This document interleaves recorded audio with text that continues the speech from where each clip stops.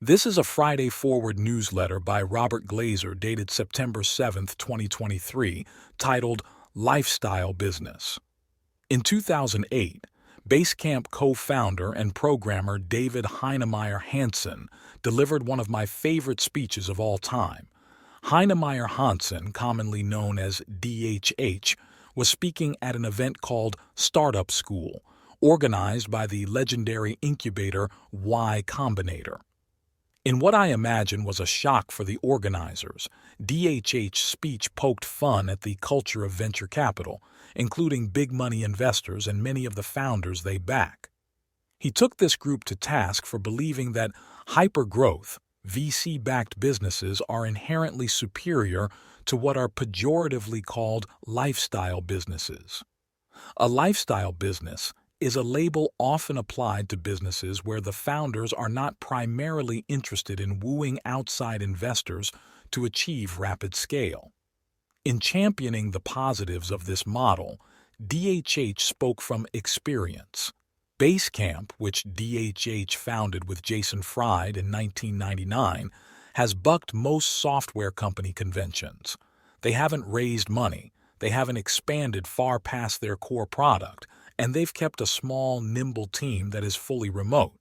The result is a customer base of over 15 million people and a business that's profitable year after year.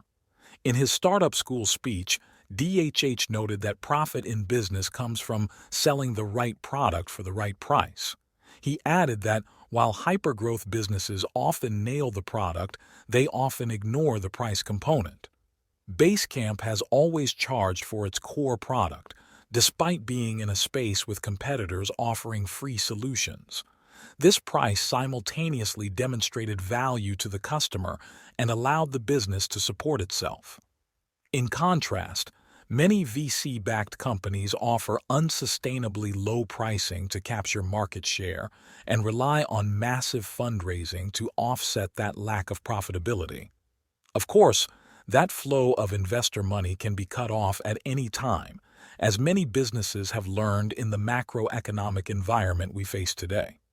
The prevalence of the venture capital mindset creates a distorted view of which businesses are actually successful.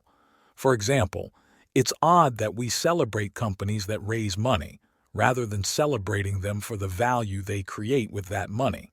A company would never throw a party or publish a press release for taking out a bank loan, but doing so isn't really different from raising a Series A. Either way, the company is taking money that must eventually be paid back in one form or another. There is nothing wrong with the venture model. However, DHH's point was that it's crucial for founders to understand the odds in that space.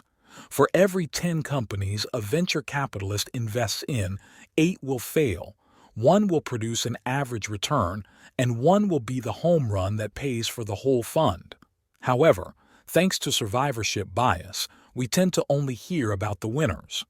DHH noted that we urge student athletes to stay in school because their odds of being the next LeBron James or Michael Jordan are minuscule. Founders face similarly tiny odds of becoming the next Bezos, Musk, or Zuckerberg, where they are given a free pass to lose money for a decade as they build market share. Knowing this, DHH argued that more founders should do the business equivalent of staying in school, running a profitable business that gives them time to actually have a life. Basecamp's approach has created a happier, more productive team, a loyal customer base, and 2 founders who live balanced lives, take tons of time off, and feel financially secure without an exit. Ambition is great, but only if you remember 2 things. First, ambitious people often struggle to appreciate when they have enough. If you set out to build the next Amazon, even if you're lucky enough to succeed, you'll realize it's hard to feel fulfilled when there's always another level of growth to hit. Second, we only get one trip on this journey called life. Having a business, job, or vocation that fulfills you professionally while also giving you time for the people and things that matter most to you outside of work is nothing to criticize. How could having a job or business that is compatible with having a full life possibly be bad?